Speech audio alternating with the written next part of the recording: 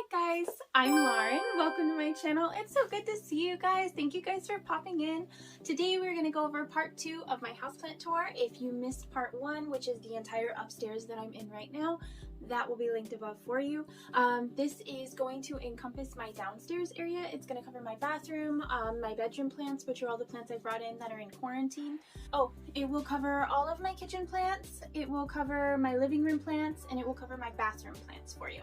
So hopefully it'll give you kind of an update if you've been keeping up with all of my videos lately, and if you're just popping in, then it'll kind of give you an overview of the videos that I've done in the past. I did just redo my kitchen recently as far as this window goes, so you know, it might be something enjoyable for you. That being said, let's get into it.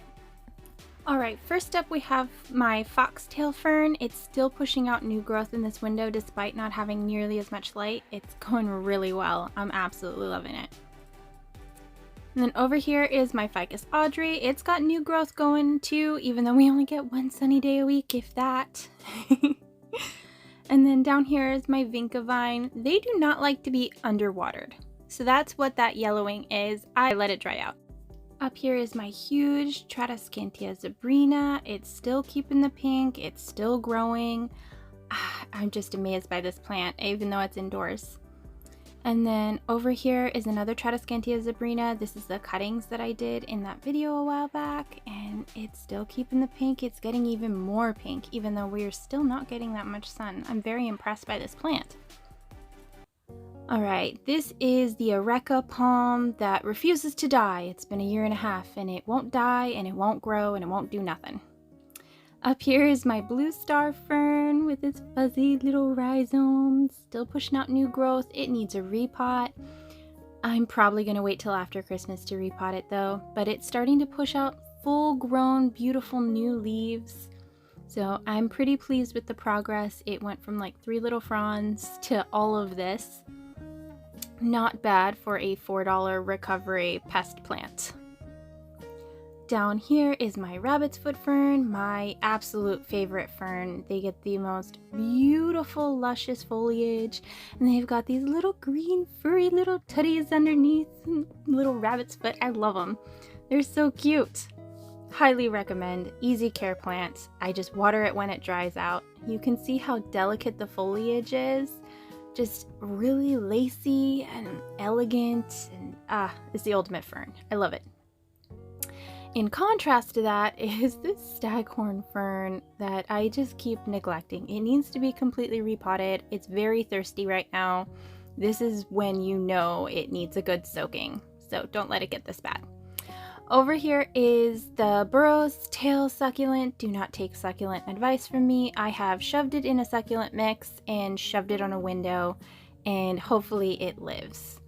And it was dying from spider mites and was in quarantine. Got rid of the spider mites. It's got new growth now.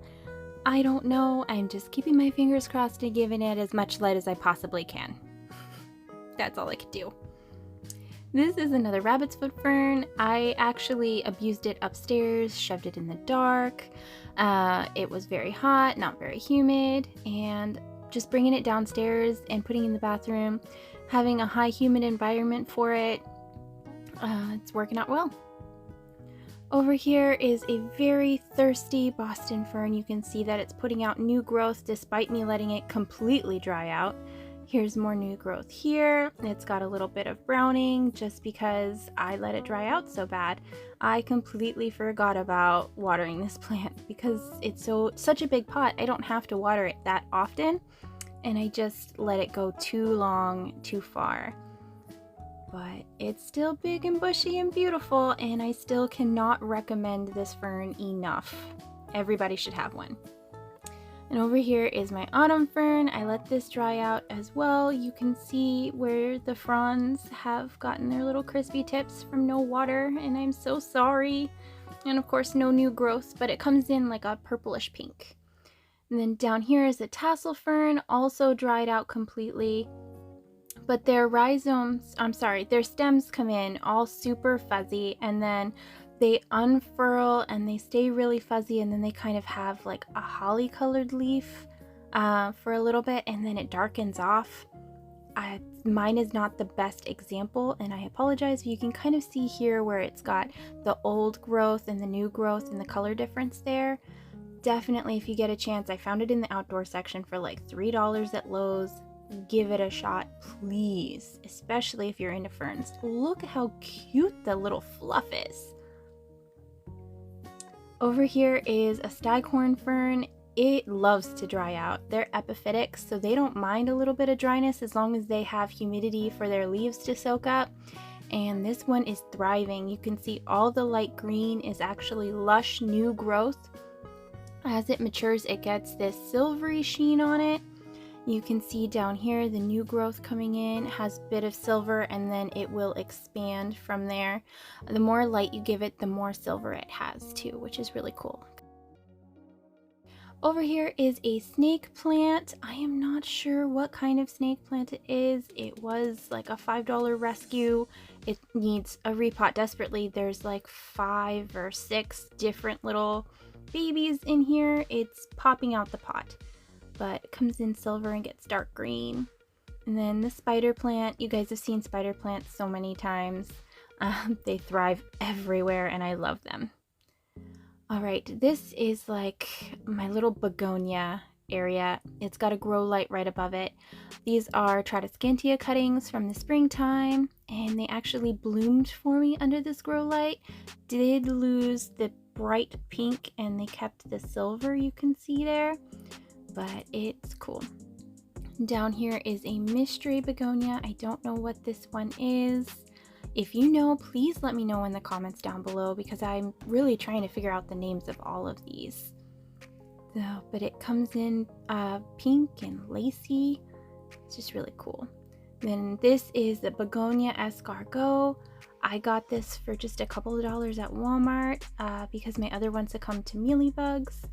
And just plopping it down here, I water it, bottom water it when it wilts, and so far it is thriving. It's got red stems and they're super fuzzy. The entire plant is so soft.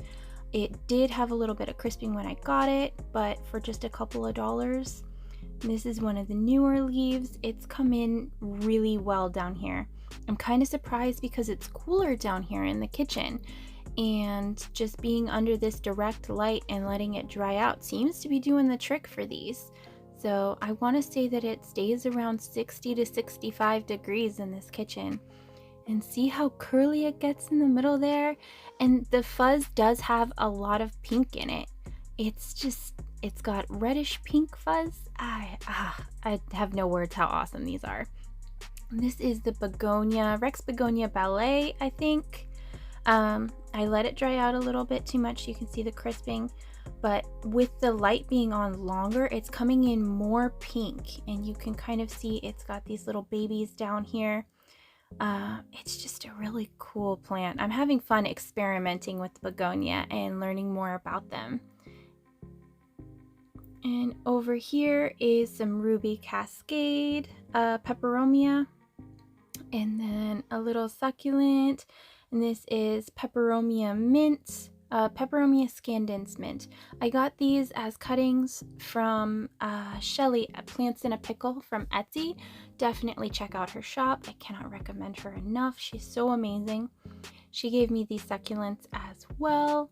I will try to label everything. I am really terrible with succulents, guys, and this is not the proper setup. I did this as an experiment with the cuttings to get them to root. They are not thriving in this succulent mix from Bonsai Jack. So I'm going to be repotting them shortly. I'll try to make a video for you about that.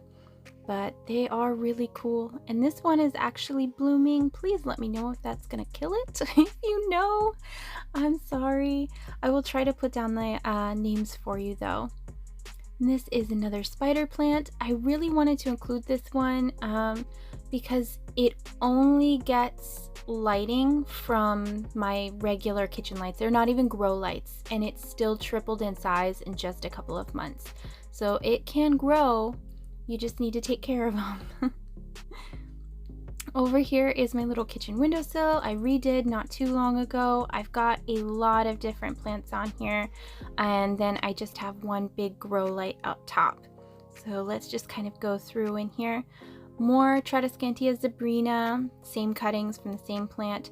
This is a lucky bamboo, which is actually a form of Dracaena, and I have repotted it in that same bonsai jack mix, and it's actually pushed out a lot of new roots.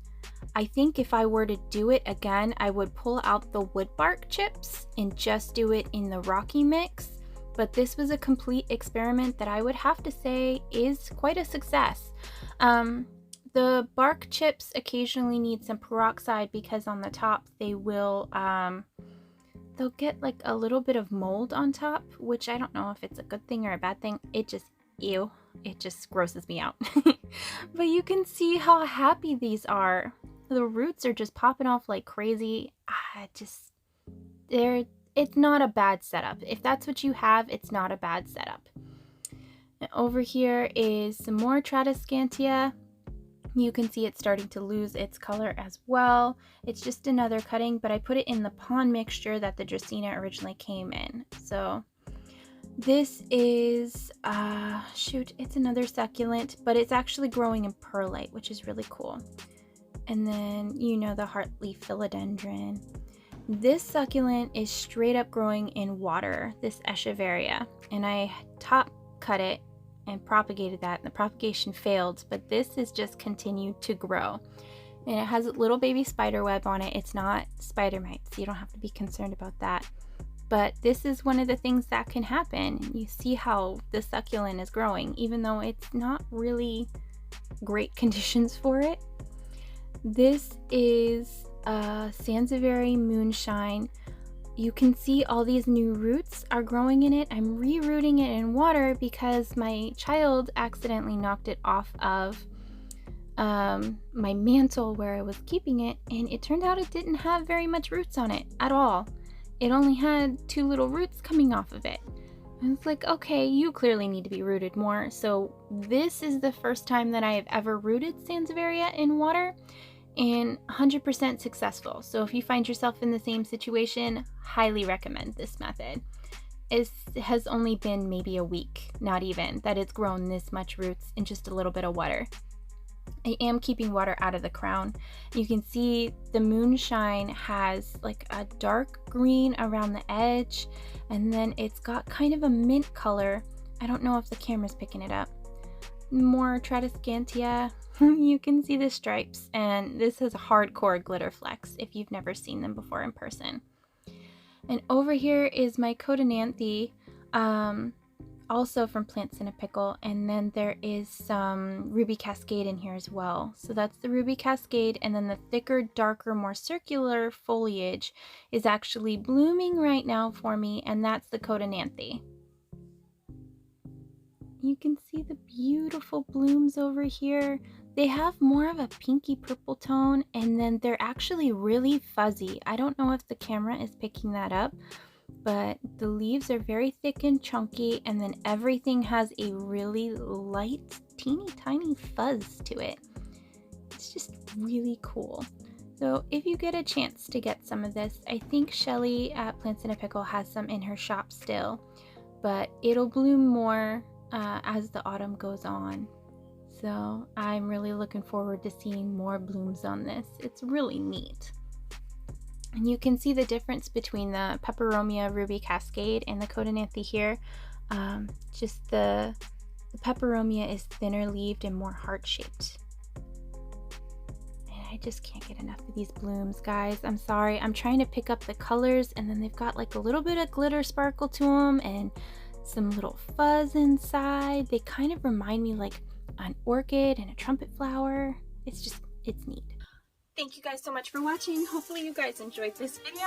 I've got 2 more right here for you, and I will see you in the next one. Bye!